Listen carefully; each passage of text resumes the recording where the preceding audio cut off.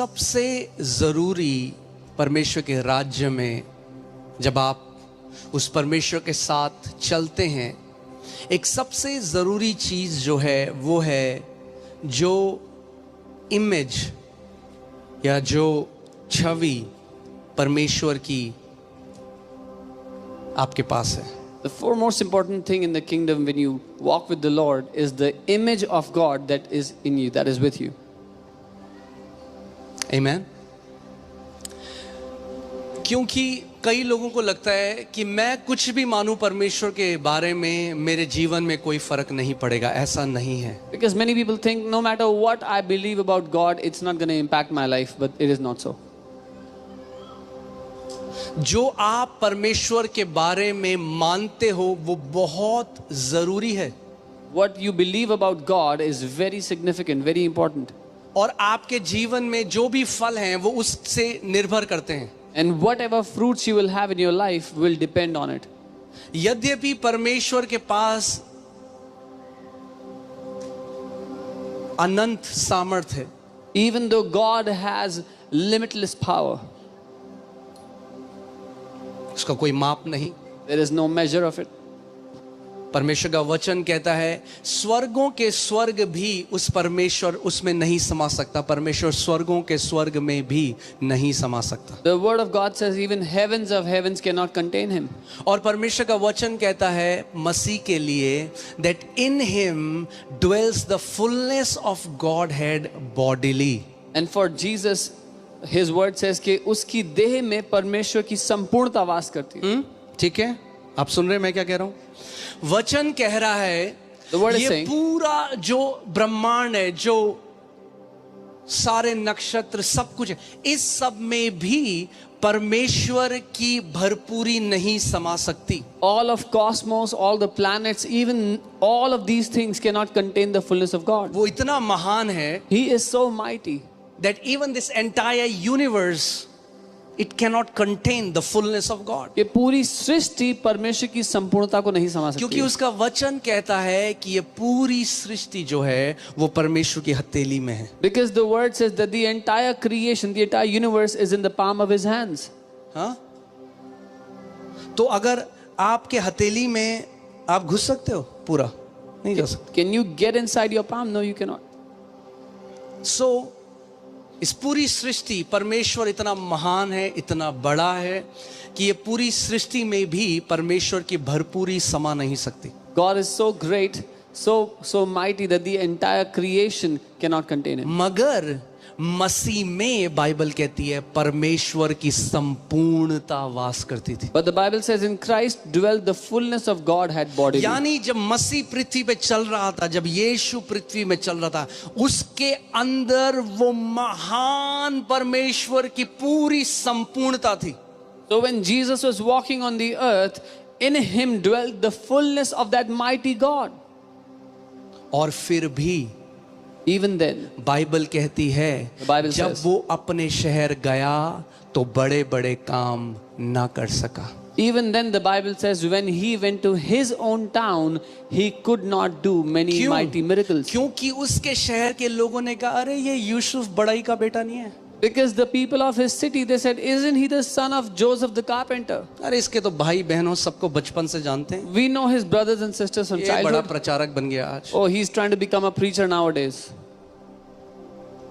और सोचो, And imagine, उस यीशु के अंदर परमेश्वर की संपूर्णता वास करती थी। जो परमेश्वर सब कुछ कर सकता है फिर भी उन लोगों के लिए ना कर सका क्योंकि उनकी छवि खराब थी। in the Jesus in whom dwelt the fullness of Godhead bodily, he could not do many mighty miracles for those people because they had a wrong image in them. इसीलिए बहुत जरूरी है कि आपकी छवि जो परमेश्वर की है वो रीति रिवाज की शिक्षाओं से नहीं मगर परमेश्वर के जीवित वचन से आए। Therefore, it is so important that the image of God in your heart should not come from teachings of tradition and religion, but from the Word of God. Okay? Bible बताती है जब परमेश्वर ने आदम को बनाया तो अपने स्वरूप में, अपनी समानता में बनाया। Bible says when God made Adam, he made him in his own image and likeness. और आदम ने जब पाप किया And when Adam sinned, तो क्या हुआ? what happened? परमेश्वर की जो छवि थी वो खराब हो गई। The image of God was distorted. अब आदम सोच रहा है Now Adam is thinking, ये छोड़ेगा नहीं मुझे, this God, he will not spare me. भागो इससे। Run from him. जैसे आज भी कितने मसीह हैं, As today many जब वो believers, कुछ गलती करते हैं, कुछ पाप में गिर जाते हैं, when they make any mistake, when they fall in sin, तो परमेश्वर से दूर भागते हैं। they run away from God. क्यों? क्योंकि उन्हें लगता है परमेश्वर अब हमें क्या देगा? क्या देगा? दंड देगा, पनिशमेंट देगा। Why? Because they think now God will punish us. यही आदम भी सोच रहा है। This is what Adam was also thinking. सो पाप का रिएक्शन एडम में क्या था?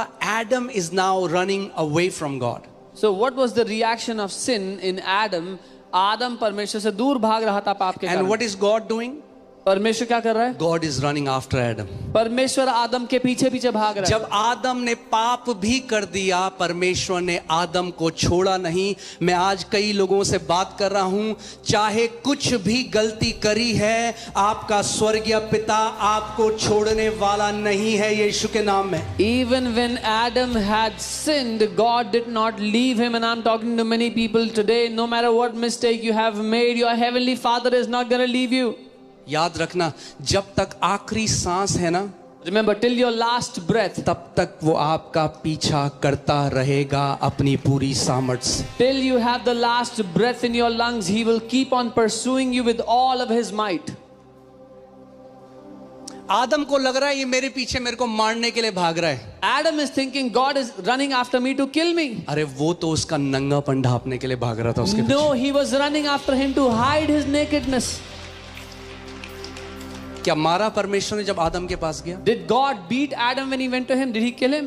उसका नंगापन Dhaka. No, he covered his nakedness. आज भी वही करना चाह रहे हैं। Even today, he's trying to do आपकी the same शर्म thing. को, आपकी पराजय को, आपकी हर एक गलत बात को वो अपने लहू से ढांपना चाहता है। Your shame, your defeat, every wrong thing in your life, he's trying to cover it with his own blood. इसीलिए बहुत जरूरी है सुसमाचार को पहचानो। सुसमाचार क्या है? अच्छा करोगे तो अच्छा फल मिलेगा, बुरा करोगे दंड मिलेगा। अरे ये तो हर धर्म सिखाता है। This is why it is so important you understand what the gospel really is. If you do good, you get good. You do bad, you get punishment. This is what every religion is teaching. यही तो सुसमाचार है कि जिस दंड के योग्य हम थे, परमेश्वर ने स्वयं वो दंड अपने ऊपर ले लिया।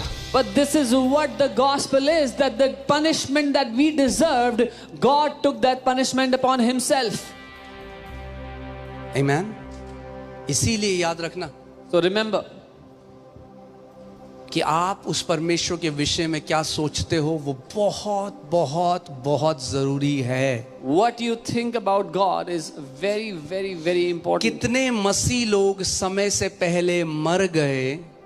मैं मार्टियर्स की बात नहीं कर रहा हूं, मैं उनकी नहीं बात कर रहा हूं जो शहीद हो गए, वो तो लिखा है, कुछ लोगों का नंबर है, मगर वो जो गलत शिक्षाओं की वजह से गलत चीजों को बिलीव करके समय से पहले चले गए। So many people died before their time. I'm not talking about martyrs. There's a number for that. I'm not talking about that. But so many believers died before their time, believing wrong teachings in their life. जो नहीं मानते कि परमेश्वर हमें दीर्घायु से तृप्त करता है, और ये मानते हैं कि परमेश्वर ने कुछ को 10 साल, कुछ को 15 साल, कुछ को 30 साल, कुछ को 40 साल परमेश्वर ने ये नियुक्त किया है, वो समय से पहले चले जाते हैं। Those who do not believe that God has given us a long life, but those who believe that some live 10, God has given some 10, some 20, some 40, they go before their time. खुद सोचो, अगर परमेश्वर ने किसी को बच्चे को रखा था 4 साल में चला जाएगा, किसी को रखा था 8 साल में चला जाएगा, 14 साल में, 15 में, 30 में, 22 में, आप हर रोज सुन रहे हो लोग मर रहे हैं आपके चारों ओर, तो फिर क्यों वो अपने वचन में कहता है मैं तुझे दीर्घ आयु से तृप्त करूंगा? If it was God who had kept, some would live 4, 8, 15, 20, whatever. Why would God then say in His word that I will satisfy you with a long life? अगर परमेश्वर ने एक एज पहले से नियुक्त करी है और वो एज बदल नहीं सकती, तो क्यों बाइबल कहती है अपने माता पिता का आदर कर कि पृथ्वी में तेरे दिन लंबे हों? If God had kept a specific age, a specific number for a man to live, then why does the Bible say, honor your mother and father so that you may have longer life on the earth? यानी आदर अपने माता पिता का, अपने अगुओं का, आपका जीवन के दिन लंबे कर सकता है. So that means honoring your mother and father, honoring your elders, your spiritual leaders can extend your days of life. अगर आदर हमारे दिनों को लंबा कर सकता है, तो निरादर हमारे दिनों को काट सकता है. If honor can extend or elongate our life, dishonor can cut short our life. और आज आपको एक सीक्रेट बताता हूं मैं. And today I'll tell you a secret. लंबा जीने का, To live a long life, एक ब्लेस्ड लाइफ जीने का. to live a blessed life. Exodus 23, I think it's 23-26. Nirgaman 23. उसमें लिखा है, You shall serve the Lord your God, and He will bless your bread and your water. And I will take sicknesses away from the midst of you. No one will suffer miscarriage or be barren in your land. I will fulfill the number of your days. तू अपने परमेश्वर यहोवा की सेवा करेगा और मैं तेरे खाने और पानी पर आशीष दूंगा और तेरे बीच में से रोगों को दूर करूंगा. तुम्हारे बीच में कोई भी बांझ ना होगी और मैं तेरे जीवन के दिनों को पूरा करूंगा. ओके, अब मैं आपसे एक सवाल पूछता हूं. I'll ask क्या you a question. आप उस परमेश्वर की सेवा कर रहे हो? Are you serving the Lord your God? क्योंकि एक रॉन्ग कॉन्सेप्ट कई लोगों के दिमाग में क्या है, अरे मैं प्रचार, मैं फुल टाइम में नहीं हूं. अरे जो भी कर रहे हो फुल टाइम सेवा में हो आप भी. Because there's a wrong conception in many people's mind. Oh, I'm not a preacher, I'm not a full-time servant of God. No, whatever you're doing, you're a full-time servant of God. हाँ, ये वचन आप सबके लिए है. This word is for all of you. अगर परमेश्वर की सेवा करोगे, If you will serve Him, आपके अन्न और पानी में आशीष है. if you will serve God, there is blessing on your food and वो water. आपके बीच में से सारी बीमारियों को निकाल देगा. He will remove sicknesses आपके from your midst. परिवार में कोई बांझ ना होगी. There will be no और barren in your house. परमेश्वर आपके दिनों को पूरा करेगा. And the Lord will fulfill the number of your days.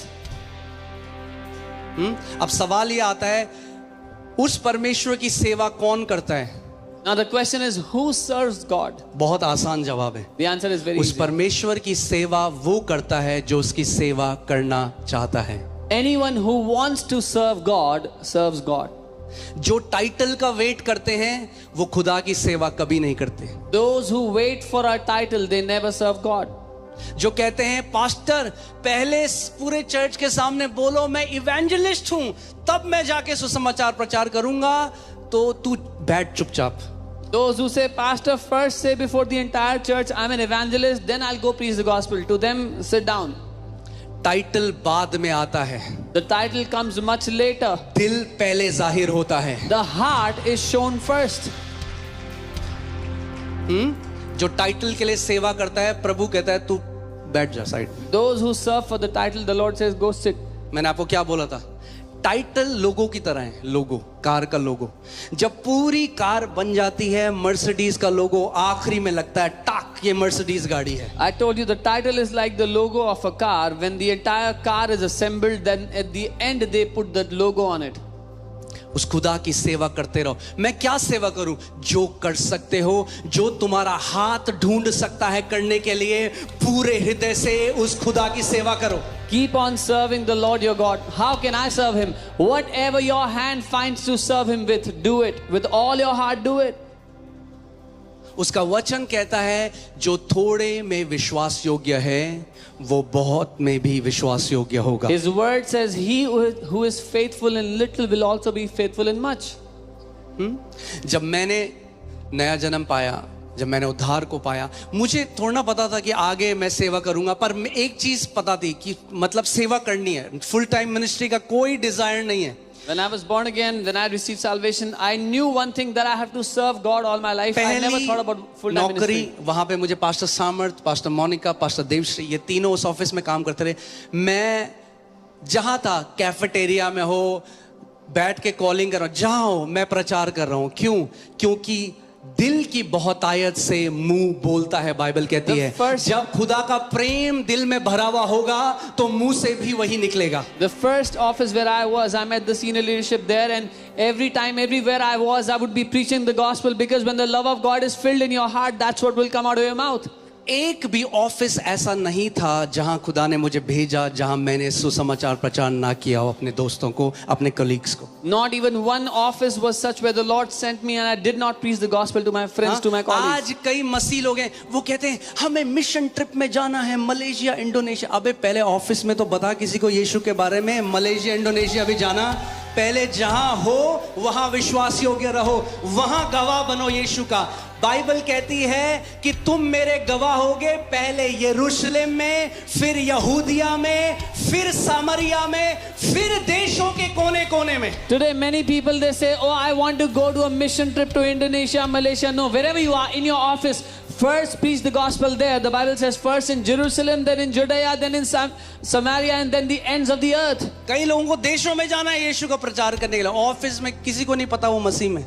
Many people want to go to nations to preach the gospel on mission trips, but nobody in their office knows they're even a believer.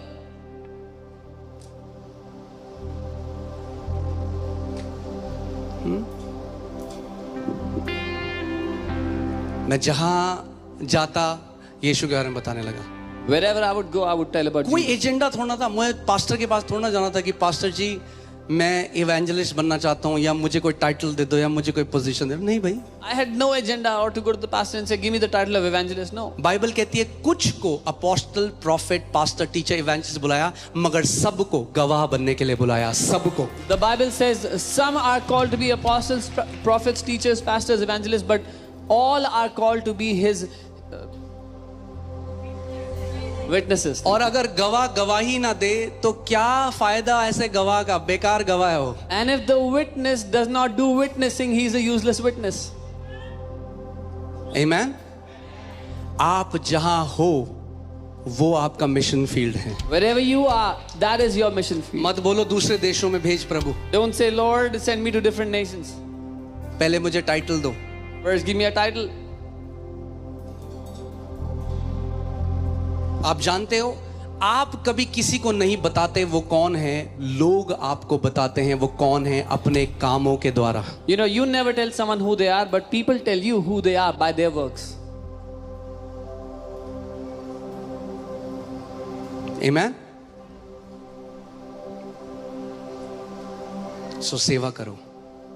अगर अंत तक चाहते हो जीवन, bless जीवन जिए, मैं आपको बता रहा हूं, जो लोग यहोवा की सेवा करते हैं वो धन्य हैं, धन्य। If you want to live a blessed life, serve God. I'm telling you, the people that serve God, they are blessed. They live a blessed life. जो यहोवा की सेवा करते हैं ना, उन्हें कभी पैसे की सेवा करनी नहीं पड़ेगी। Those who serve God will never have to serve money. जो यहोवा की सेवा करते हैं ना, उन्हें कभी डॉक्टरों की और हॉस्पिटलों के चक्करों में जाके नहीं पड़ना पड़ेगा। Those who serve God will never have to run around doctors and hospitals ever. जो यहोवा की सेवा करते हैं ना, उन्हें मंत्रियों के ऑफिस में सिफारिश लगाने के लिए नहीं जाना पड़ेगा। Those who serve the Lord their God, they don't have to go to minister's office, so they would give them a favor. आमीन। सो सेवा करो उसकी, So serve Him. जो कर सकते हो उसकी। मैं क्या कर सकता हूँ, जो कर सकते हो वो करो। What can I do for Him? Do whatever you can. असेवा मत करो। Don't do a disservice to Him. असेवा पता क्या होता है? कई मसीह लोग कलीसिया में आते हैं, असेवा करते हैं, जो सेवा कर रहे हैं उन पे चिल्लाते हैं। Many believers, when they come to church, they do a disservice to the church. They shout at volunteers who are serving in the house. और उल्टा भी है, जो वॉलंटियर लोगों में चलाते हैं वो भी असेवा कर रहे हैं कलीसिया में। And the volunteers, even if any volunteers are shouting at people, they are doing मैं disservice. आपको बताना चाहता हूं, ये इस घर की वैल्यू नहीं है। इस घर में हर एक व्यक्ति आदर के योग्य है, क्योंकि आप परमेश्वर के स्वरूप में बनाए गए हो। I'm telling you, this is not the value of this house. Every person in this house is honorable because you're made in God's image. And I want to apologize on behalf of any volunteer who misbehaved with you. और मैं किसी भी volunteer की तरफ से आपसे माफी मांगना चाहता हूँ जिसने आपसे बदतमीजी की होगी कभी। This is not the value of this house. ये इस घर की वैल्यू नहीं है। Amen. और आपकी कीमत इस पे नहीं कि आप कौन सी गाड़ी पे आते हो, कितना पैसा है। आप सब परमेश्वर के बेटे और बेटियां हो और इस घर का परिवार हो। And your worth and your value is not determined by what car you drive, what house you live in, but the fact that you are sons and daughters in this family. Amen. And we love you. और हम आपसे प्यार करते हैं। And as your leader, this is my desire that you will see the best of God in your life. और आपका leader होने के नाते ये मेरी चाहत है कि आप परमेश्वर का सर्वोत्तम अपनी जिंदगी में देखो। Oh hallelujah. चलो अभी तो मैंने शुरू भी नहीं किया बच्चे। So परमेश्वर ने आदम को किसके सो, मैं जल्दी जल्दी जा रहा हूं, ठीक है, क्योंकि अगर वरना रात के 8 बज जाएंगे। ठीक है, फ्लो की कमी नहीं है, फ्लो बोलोगे तो फ्लो आता रहेगा। There's no dearth of मगर flow. फिर मुझे पेटों की आवाज आने लग जाती है यहाँ पे।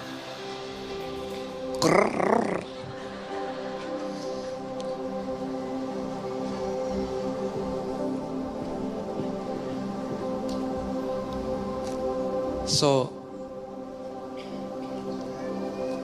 amen. ठीक है, चलें। So, परमेश्वर ने आदम को अपने स्वरूप में बनाया, God made Adam in his own image. मगर फिर परमेश्वर का वचन कहता है कि आदम ने क्या किया, वो गिर गया। जेनेसिस 5:3 में लिखा है कि आदम ने जो इसको ऐसे कर लेते हैं, परमेश्वर ने आदम को अपने स्वरूप में बनाया, right? God made Adam in his own image. मगर आदम जब गिर गया, जब पाप आ गया, When Adam fell in sin, तो आदम की वो जो इमेज थी वो करप्ट हो गई। the image of Adam got corrupted. अब आदम ने क्या किया, क्या लिखा है, देखिए क्या लिखा है, मैं हिंदी में पढ़ देता हूं जल्दी से, कि आदम ने अब अपनी समानता के अनुसार एक पुत्र को उत्पन्न किया। किसकी समानता के अनुसार? अपनी समानता के अनुसार। तो उसकी समानता कैसी थी? अब करप्टेड इमेज। कैसी थी? जो भ्रष्ट हो चुकी थी। अब आदम ने अपनी समानता में एक बेटे को जन्म दिया जिसका नाम सेत था। Now Adam gave birth to a son in his likeness which was corrupted, whose name was Seth. सो अब क्या हो गया? जो परमेश्वर ने जैसा आदम को बनाया था, अब पूरी छवि बिगड़ चुकी है। Now as God had made Adam, the whole image is corrupted.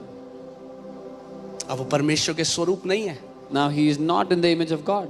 आज आप देखो, कुछ लोग ऐसी ऐसी हरकत करते हैं कि शायद जानवर भी ना करें। Today some people do such things that even animals won't do it.